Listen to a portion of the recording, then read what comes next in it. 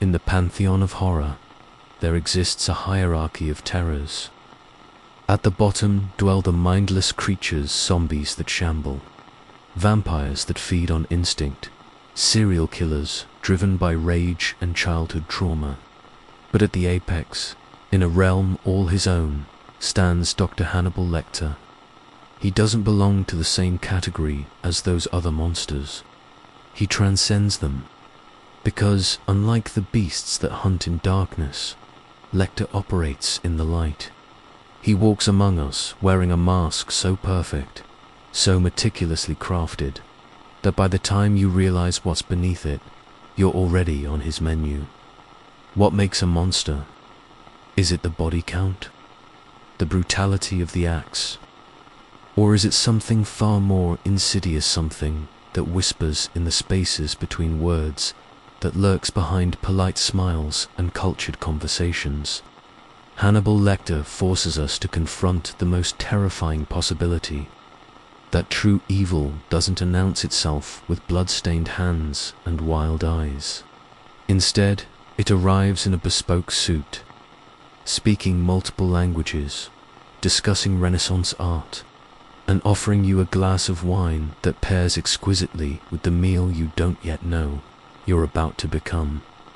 This is not just an analysis of a fictional character. This is an autopsy of evil itself, careful dissection of what happens when genius and monstrosity fuse into something that defies categorization.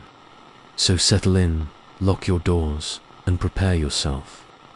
We're about to enter the mind of a predator who has made an art form of consuming human souls. The architect of nightmares. Intellect as a weapon.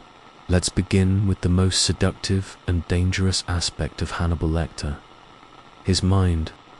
This is where the true horror begins. You see, we're conditioned to fear the unknown, the shadows, the things that go bump in the night. But Lecter doesn't hide in shadows.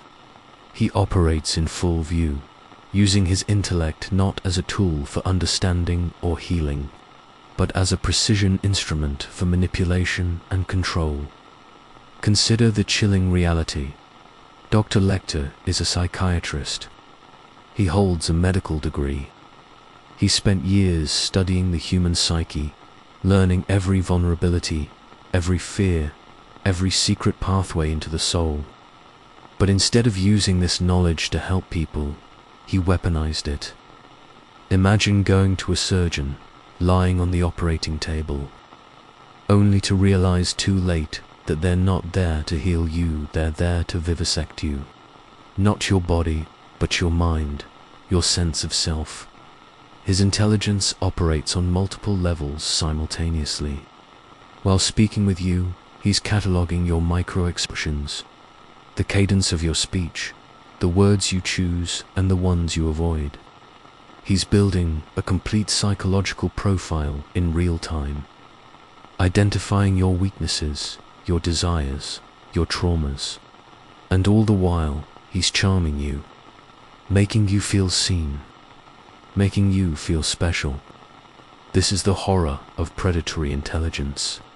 It makes you complicit in your own destruction. When Lecter engages with Clarice Starling, we witness this dark artistry in full display. Their exchanges aren't conversations. They're psychological warfare disguised as mentorship. He doesn't simply answer her questions about Buffalo Bill.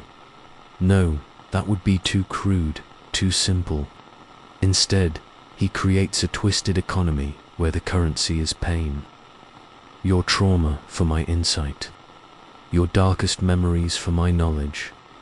It's a devil's bargain, but presented with such sophistication that you don't see the trap until you're already inside. Quid pro quo. Clarice. Those words carry more menace than any threat of violence. Because what Lecter wants isn't your body, not initially, anyway. He wants something far more intimate. He wants access to your inner life, your private pain. He wants to possess your psychological essence. This is vampirism of the soul. and it's more violating than any physical attack could be. The predator's disguise, the seduction of Charmtha. Second layer of horror in understanding Hannibal Lecter is his charm. Charm is perhaps the wrong word. It's too gentle, too benign. What Lecter possesses is a gravitational pull, a charisma so powerful that it bends reality around him. He makes you want to please him. He makes you crave his approval. And that's precisely when you're in the most danger. Think about the architecture of his persona. He's cultivated an image of refined sophistication, a connoisseur of fine arts, classical music, haute cuisine. He can discuss Dante in the original Italian, debate the nuances of Bach's Goldberg variations, or identify the vintage of a wine by bouquet alone. This cultural capital serves a dual purpose. First, it creates social camouflage.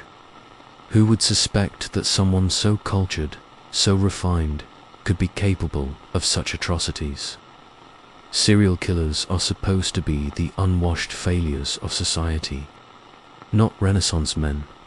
But there's a darker purpose to his sophistication. It's a dominance display. By demonstrating his superiority in every cultural arena, he's establishing a hierarchy where he stands alone at the top. When he corrects your pronunciation, recommends a better wine, or educates you about art, he's not being helpful, he's establishing control. He's reminding you, subtly and constantly, that you are beneath him, that you are prey. The true horror emerges when you realize that every gesture, every kind word, every moment of seeming empathy is calculated. There's a scene in The Silence of the Lambs where Lecter tells Clarice, "You're so ambitious, aren't you? You know what you look like to me, with your good bag and your cheap shoes. You look like a rube." It's presented as insight, as if he's helping her see herself clearly. But it's actually cruelty dressed as candor. He's identifying her insecurities and poking them, testing her pain threshold, seeing how she responds to emotional wounds.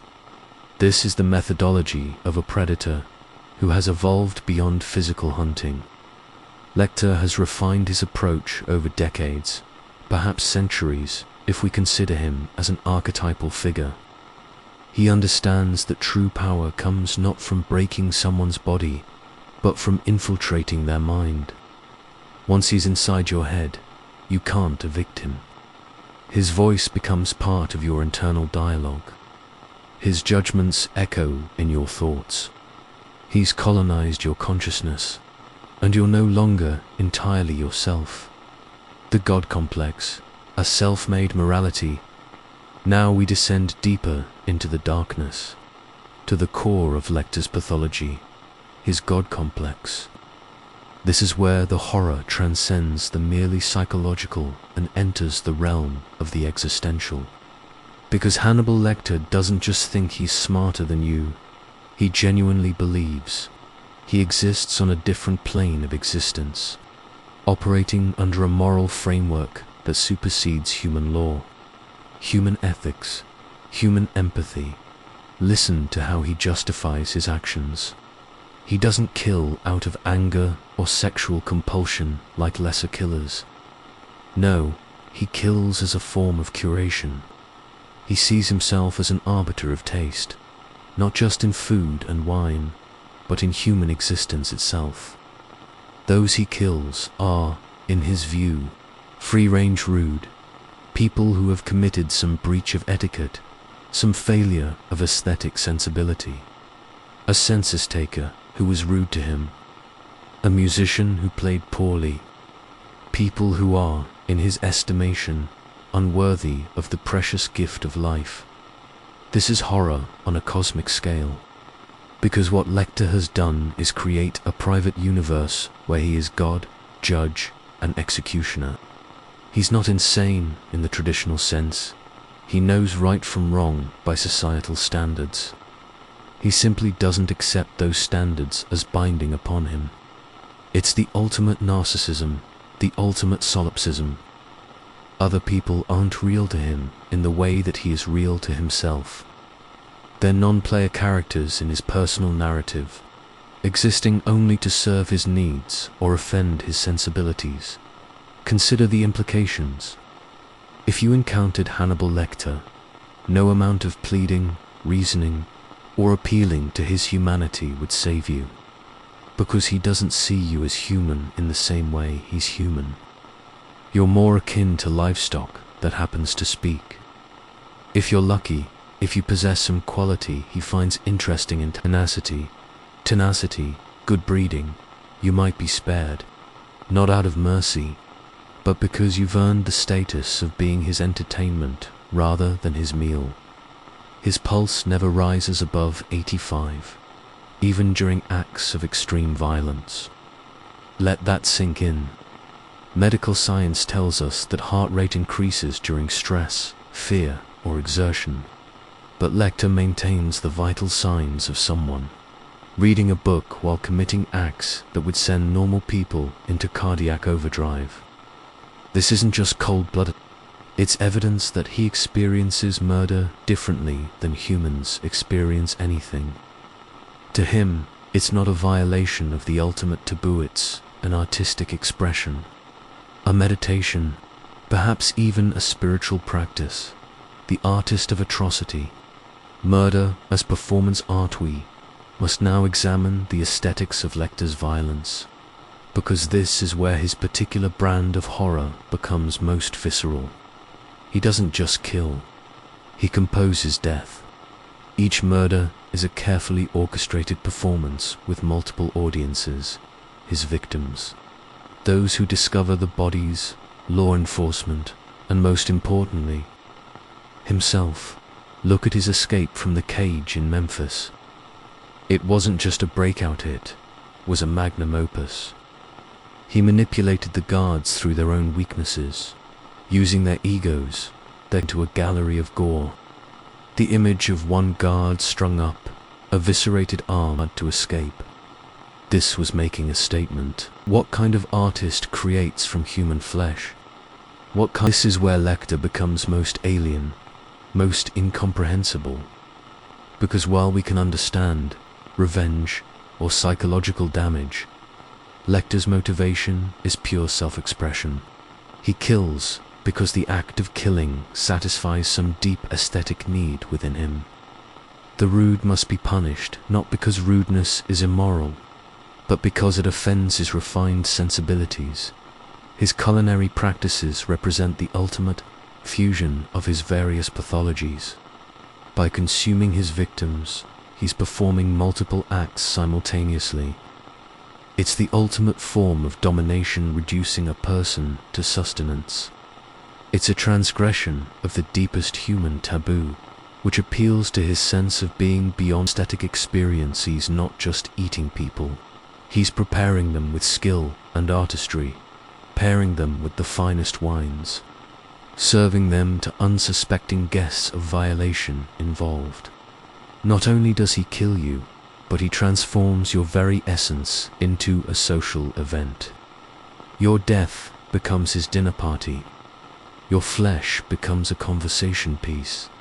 And his guests, the so-called civilized members of society and literature, never knowing they're participating in his dark sacrament. As performance art, the mirror of dread. Why we can't look away. This brings us to, perhaps, the most disturbing aspect of the him. Why are we drawn? We find him compelling rather than simply repulsive. Lecter represents a dark fantasy of absolute freedom. He's unconstrained by social norms, moral qualms, or legal consequences. He does exactly what he wants. When there's a part of the human psyche, the shadow self, that civilized society forces us to suppress, that finds this appealing.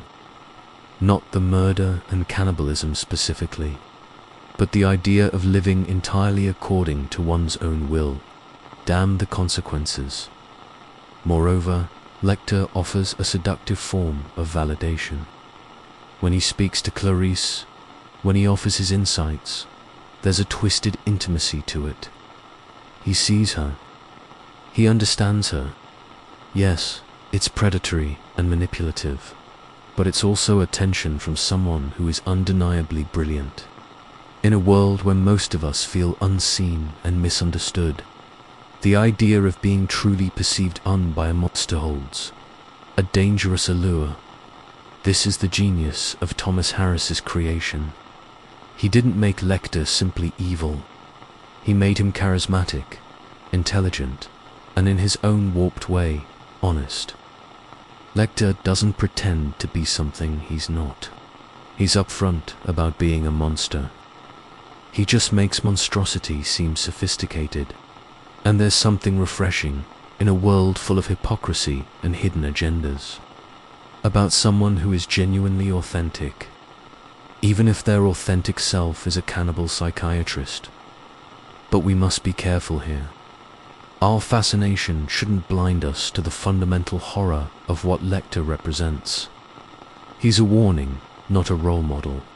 He embodies what happens when intellect divorces itself entirely from empathy, when sophistication becomes a veneer over savagery, when the pursuit of aesthetic experience overrides basic human decency. The fallen angel, mythological dimensions of evil. To truly understand the horror of Hannibal Lecter, we must recognize him as more than just a serial killer. He's a mythological figure, a modern incarnation of ancient archetypes. He's Lucifer, the fallen angel who was once closest to God, possessed of immense beauty and intelligence, but who chose rebellion and darkness. He's the Minotaur, the monster in the labyrinth who consumes those who dare enter his domain. He's the dragon, hoarding knowledge and culture like treasure, destroying anyone who threatens his hoard. These mythological resonances give Lecter power beyond the merely literal. He's not just a man who kills and eats people. He's a symbol of the dark potential within civilization itself. Because, unlike other monsters who represent the primitive, the bestial, the uncivilized, Lecter is civilization taken to its logical extreme. He's what happens when culture becomes disconnected from humanity, when refinement becomes an end in itself, rather than a means to enrich human experience. Consider the way he inverts religious and moral symbolism. The act of eating human flesh echoes the Christian Eucharist, but perverted into something purely profane, where communion is meant to create spiritual unity. Lecter's cannibalism is the ultimate act of domination and separation, reducing the other to consumable meat. His dinner parties are black masses. His kitchen a temple to a dark god that demands human sacrifice. This mythological dimension is why Lecter continues to haunt our collective imagination decades after his creation. He's not bound by the limitations of realistic psychology. He's a manifestation of pure evil dressed in the trappings of high culture. He's proof that the monster isn't always the thing we've been taught to fear. Sometimes the monster is the most civilized person in the room, the inescapable nightmare. Lecter's lasting legacies. We emerge from this deep dive into darkness. We must confront the final, most unsettling truth about Hannibal Lecter. He's not entirely fictional. Not in the sense that there's a real cannibal psychiatrist roaming free, but in the sense that the psychological mechanisms he represents are all too real. There are people in the world who possess Lecter's combination of high intelligence and profound lack of empathy. They're called psychopaths in clinical terms, though that word doesn't capture the full horror of what it means to be human in form, but not in essence. These individuals walk among us. They can be your colleague, your neighbor, your doctor. They learn to mimic human emotion, to perform empathy, to blend in. And beneath the performance, there's a void where fellow feeling should be. Lecter is a nightmare made manifest. but he's based on a terrifying reality. Evil isn't always obvious. It doesn't always announce itself. Sometimes it sits across from you at dinner, making witty conversation and pouring excellent wine. Sometimes it's charming and brilliant and makes you feel special. And by the time you see the truth, you're already in its grasp. The horror of Hannibal Lecter isn't that he exists in fiction, it's that he could exist in reality. The specific details might be exaggerated for dramatic effect, but the core truth remains. There are minds out there that work fundamentally differently from ours, that lack the basic wiring that makes us recognize each other as beings worthy of consideration. And those minds can be very intelligent. Conclusion: the monster and the mirror. So we return to our central questions. Is Hannibal Lecter a genius or a monster? Is he misunderstood or purely evil? The answers are uncomfortable because they're not mutually exclusive. He's a genius and a monster. He's completely understood, at least by those willing to stare into the abyss long enough, and purely evil. The true horror of Hannibal Lecter is the fusion, the seamless integration of brilliance and brutality, sophistication and savagery, charm and cruelty. You cannot separate these elements because they feed each other.